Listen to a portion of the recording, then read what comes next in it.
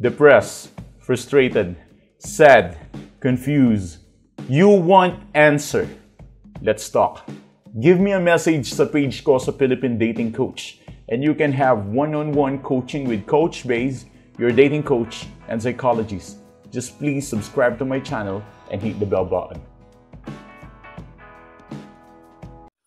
Ano ba talaga ang advantage nito at disadvantage? Ngayon, ituturo ko sa inyo ang pinaka-effective na paraan para maparamdam sa ex na hindi ka apektado sa breakup at para maapektuhan siya dahil nga hindi ka apektado. Hindi naman kasi porket hindi ka apektado is maapektuhan na siya.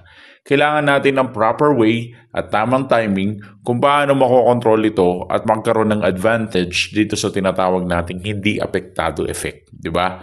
So, kapag hindi ka kasi apektado, dun hindi mapapakali yung ex mo. At meron syempre malinaw na psychological reason behind that. At i-explain ko kung bakit ang detachment ang pinaka-strongest weapon mo. Detachment, no?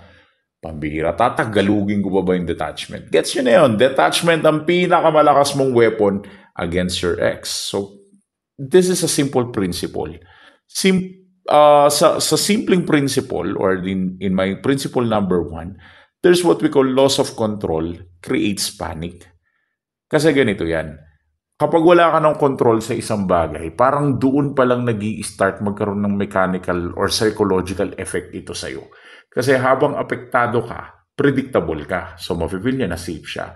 Pero kapag hindi ka na apektado, nawawala yung control niya sa emotional power niya sa'yo at doon siya nagre-result ng curiosity, panic, tsaka restlessness. Magpasalamat kayo sa mga naging clients ko dahil kung hindi dahil sa kanila, hindi ko na-discover to. So, isa sa mga bagay na kinikreate ng kapag wala siyang control yung ex mo sa'yo is curiosity, panic, tsaka restlessness. Pag sinabi natin curiosity, gets nyo na. Pag sinabi natin panic, gets nyo rin naman. Pag sinabi natin restlessness, gets nyo rin naman. Ibig sabihin, hindi napapahinga mental na pag-iisip ng ex mo kapag alam niyang hindi ka na niya kontrolado. Once the control is nothing, then that is the start also na parang magpapanik siya. And the principle number 2 is yung emotional independence. Ang emotional independence, it always is raise value. Always remember, nahirapan na ako mag-English, no? Always remember, it always raises value. Kasi kapag hindi ka na clingy, hindi ka na needy, at hindi ka na naghahabol, ang emotional independence ay tumataas at nagpe-perceive siya ng value mo. Kapag tumataas ang value mo, nagsisimula ang regret cycle. At sa principle number 3 naman, kapag nagiging silent ka, merong improvement, nagkakaroon din ng mental pressure. Kasi pag tahimik ka pero nag-i-improve ka, mararamdaman niya yun. Kung bakit parang okay ka na at bakit parang hindi ka na sumasagot kagaya ng dati. The more na hindi ka affected, the more na mararamdaman niyang nawawala ka talaga. Pero ang tanong nga ba doon, bakit nga ba dapat hindi ka apektado? Okay, papaliwanag ko siya. 4 na rason. Dahil sa tinatawag nating emotional stability. Ang emotional stability ay nagkikreate ng attraction. At dahil din yan sa calmness mo. Kasi binabasag mo yung power or yung expectation na akala niya hawak ka niya. Kasi kung apektado ka, yung ex mo, nagkikreate siya ng tinatawag nating leverage. At kapag hindi ka apektado, hindi ka affected, ikaw ang nagkakaroon ng control sa buong narrative.